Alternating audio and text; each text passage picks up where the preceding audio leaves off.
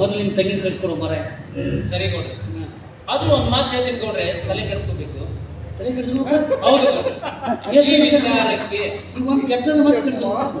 ಯಾಕಂದ್ರೆ ಊರಲ್ಲಿ ಜನ ಎಲ್ಲ ಮಾತಾಡ್ತಿದ್ದಾರೆ, ಗೌಡ್ರಿಗೆ ವಯಸ್ಸಾಯ್ತು, ಅದೇ ರೀತಿ ಮನೆಯಲ್ಲೂ ಸಹ ಗೌಡ್ರ ಮಗ ವಯಸ್ಸಿಗೂ ಬಂದಿದ್ದಾನೆ, ಅವನು ಮದುವೆ ಬಿಟ್ಟು ಗೌಡ್ರು ಅದ್ಯಾರ್ದೋ ಚಂಚಲ ಅನ್ನೋ ಹುಡುಗಿ ಜೊತೆ ಮಾಡ್ತಾ ಅಡ್ಡಾಡ್ತಿದ್ದಾರೆ. ಗೌಡ್ರು ಮದುವೆ ವಿಚಾರ ಮಾಡ್ತಾ ಇದ್ದಾರೋ ಅಥವಾ ಇಲ್ವೋ ಅಂತ ಜನರ ಸಮಸ್ಯೆ ಇದೆ. ಹೇಗಾದ್ರೂ ಮಾಡಿ ನೀವು ನಿಮ್ಮ ಮಗ ಶೇಖರ್ನಿಂದ ಒಂದು ಹೆಣ್ಣು ನೋಡಿ ಎಲ್ಲ ಮದುವೆ ಮಾಡ್ಬಾರ್ದಲ್ಲ? ಹೌದು, ನೋಡ್ಲೇಬೇಕಿದೆ. ನನ್ನ ಮ್ಯಾನೇಜರ್ ಆಗಿ ನನ್ನ ಮನೆಗೆ ಇಟ್ಕೊಂಡಿದ್ದಕ್ಕೂ ನನ್ನ ಜೀವನ ಸಾರ್ಥಕ ಆಯ್ತು. ಅಡ್ಡಿ ಇಲ್ಲಪ್ಪ, ಅಂತೂ ಇಷ್ಟು ದಿವಸದ ಮೇಲೆ ಒಂದು ಒಳ್ಳೆ ವಿಚಾರ ನಿನ್ನ ತಲೆಯಾಗಿ ಬಂದಿದ್ದ ಮೇಲೆ ನೋಡು, ಶೇಖರ್ ಬರಲಿ, ಇವತ್ತು ಅವ್ನಿಗೆ ಏನಿದ್ರು ಸವಿಸ್ತಾರವಾಗಿ ವಿಚಾರ ಮಾಡಿ ಒಂದು ಹೆಣ್ಣು ತಂದ ಕಮ್ಮಿ ಗಂಟು ಹಾಕಿದವಾಗ. ಆಯ್ತು ಗೌಡ್ರೆ, ನೀವು ಹೆಂಗ್ ಅಂತೀರೋ ಹಾಗೆ ಆದಷ್ಟು ನಮ್ಮ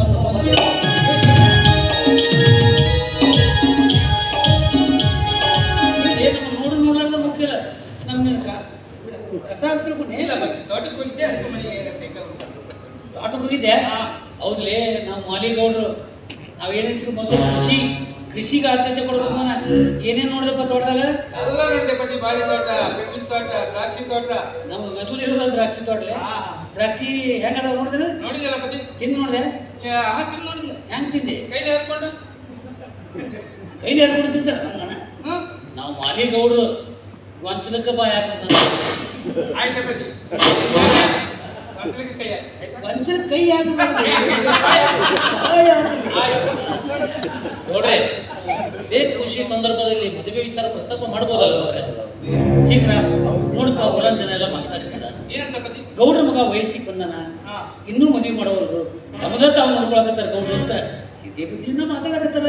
ಅದಕ್ಕೆ ನಾನು ಮ್ಯಾನೇಜರ್ ಸೇರ್ಕೊಂಡು ನೀನು ಒಂದು ಒಳ್ಳೆ ಕನ್ಯಾ ನೋಡಿ ಮದುವೆ ಮಾಡ್ಬೇಕಂತ ವಿಚಾರ ತಗೊಂಡಿವಿ. ಓಹೋ, ನನ್ನ ಮದುವೆ ಬಗ್ಗೆ ಇಬ್ರು ವಿಚಾರ ಮಾಡಕ್ಕೆ ಅಷ್ಟೇ ಅಷ್ಟೇ. ಏನಪ್ಪ ನಾವು ಅಲ್ಲ, ನಿಮ್ಮ ಮಾತು ನಾ ಎಂದಾದ್ರೂ ತೆಗೆದಾಕಿದ್ದೆ, ನಿಮ್ಮ ಇಷ್ಟನೇ ನಾನು ಇಷ್ಟ. ಹೇಳ್ತೀನಿ ಮ್ಯಾನೇಜರ್, ಏನ್ ಹೇಳಿದ್ದಾನ? ಇದು ಮಾಲಿಗೌಡರ ವಂಶ, ಮಾತು ತಪ್ಪದ ವಂಶ. ಮಾತು ಕೊಟ್ಟಿರ್ಬೋದು, ನನ್ನ ಮಗ ನಾವು ಆಯ್ತು ಗೌಡ್ರೆ, ಹೇಗಾದ್ರೂ ಶೇಖರ್ ಅವರು ಒಪ್ಪಿಗೆಗಳು ಕೊಟ್ಟಾಯ್ತು. ಇನ್ಮೇಲೆ ಏನಿದ್ರು ಕನ್ಯೆ ನೋಡುವಂತ ಕೆಲಸ ಪ್ರಾರಂಭ ಮಾಡುವ. ಕನ್ಯೆ ನೋಡುವ ಕಷ್ಟ ನಿಮಗೆ ಬೇಕಾಗಿಲ್ಲ, ಮದುವೆಯಾದವನು ನಾನು. ಈಗ ನನಗೆ ಬೇಕಾದ ಕನ್ಯೆ ನಾನು ಈಗಾಗಲೇ ಹುಡುಕಿಕೊಂಡಿದ್ದೇನೆ.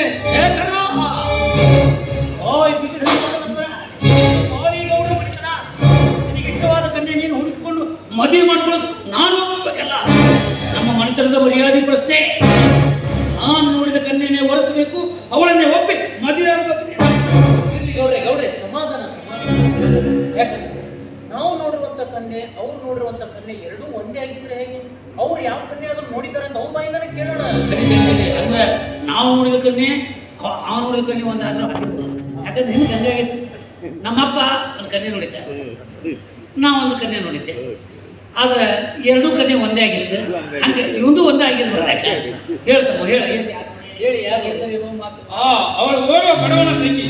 ನೋಡಿ ಶೇಖರ್ ಅವರೇ, ಪ್ರೀತಿಯಲ್ಲಿ ಬಡತನ ಸಿರಿತನ ಅನ್ನೋದು ಯಾವುದೂ ಇರೋದಿಲ್ಲ. ಹೇಳಿ, ಅವ್ರ ಹೆಸರು ಹೇಳಿ. ಆ ಬಸ್ ಸ್ಟ್ಯಾಂಡ್ ನಲ್ಲಿ ಹಮಾಲಿ ಮಾಡುವ ರಾಜುನ ತಂಗಿ ಸರಳ.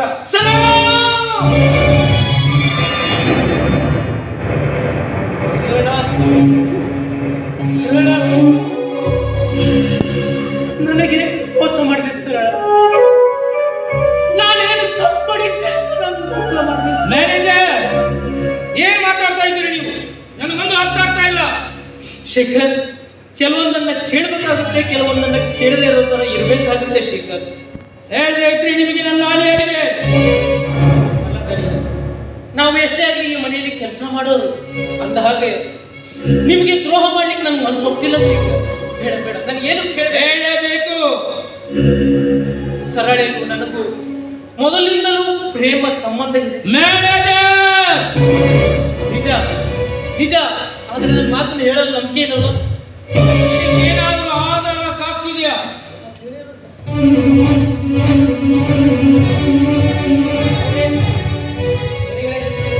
ನಿಮಗೆ ನಾನು ಆಮೇಲೆ ಸಾಕ್ಷಿ ಸಂಪೂರ್ಣವಾಗಿ ಎಲ್ಲವನ್ನೂ ತೋರಿಸ್ತೇನೆ.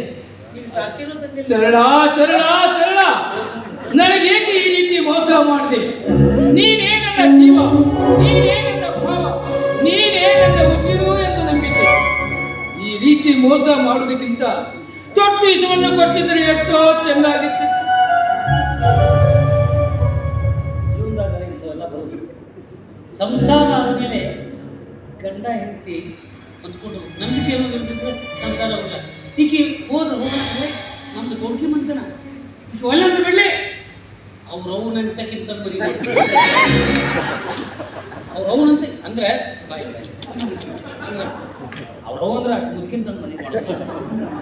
ಆಕೆಗಿಂತ ಸುಂದರವಾದಕ್ಕಿನ ಅಷ್ಟು ಚಂದ ಇದ್ದಕ್ಕಿಂತ ಮದುವೆ ಮಾಡ್ತಾರೆ ಅಂತ ಹೇಳಿದೆ. ನೋಡು, ಈ ಸದ್ಯಕ್ಕೆ ಅಕ್ಕಿ ವಿಚಾರತಿಲ್ಲ ಅಂತ ನೋಡು. ನೋಡ, ಇವನು ಪ್ರೇಮ ಮಾಡ್ಯಾಳಂತ, ಲವ್ ಮಾಡ್ಯಾಳಂತ, ಪ್ರೇಮ ಸಂಬಂಧನೂ ಇತ್ತು ಅಂತ. ಅಷ್ಟೇ ಯಾಕ ಇನ್ನೇನು ಇತ್ತಂತ ಅವ್ನು ನೆಪ ಇಲ್ಲ ಸದ್ಯಕ್ಕೆಲ್ಲ ಅವ್ನು ತಿಲ ತೆಗೆದು ಹೋಗೋದು. ಮೊದಲು ಜಳಕ ಮಾಡಿ ಫ್ರೆಶ್ ಆಗ ಮತ್ತೊಂದು ಕಡೆ ಕಡೆ ನೋಡಿ ಮದುವೆ ಮಾಡೋ ಜವಾಬ್ದಾರಿ ನಾನು. ನೋಡ್ರಿ, ಹೂಡುವ ಎತ್ತನ್ನ ಓಡುವ ಕುದುರೆಯನ್ನ ಮಾಡಿಕೊಂಡ ಮಡದಿಯನ್ನ ಬಹುದಿನಗಳ ಕಾಲ ಬಿಟ್ಟಿರಬಾರ್ದಂತೆ. ಯಾಕಂದ್ರೆ ಒಂದ್ ವೇಳೆ ಬಿಟ್ಟಿದ್ದೆ ಆದ್ರೆ ಓಡಿಸ್ಕೊಂಡು ಹೋಗೋರೆ ಬಹಳ ಮಂದಿ ಅಂತ. ಮೊದಲು ನಿಮ್ಮ ತೆಂಗಿನ ಬರ್ಬೋದ ಮತ್ತೆ ಆ ಕುದುರೆ ಯಾರು ನನ್ನ ಬಗ್ಗೆ ಹೇಳ್ತಿರ್ತಾರೆ. ಹೋಗ್ರಿ.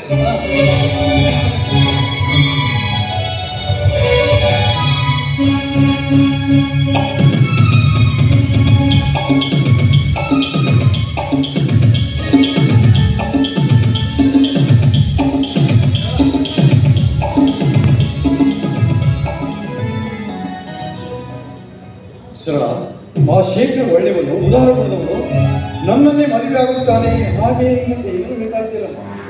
ಇಂದು ಅವನಿಲ್ಲ ಶೇಖರ್ ಏನಾಗಿದ್ದಾನೆ ಗೊತ್ತೇ? ಯಾಕಣ್ಣ, ಏನಾಗಿದ್ದೇನೆ? ಅವನೇ ಏನಾಗಿದೆಯಮ್ಮ, ನಿನಗೆ ಕೊಟ್ಟ ವಚನ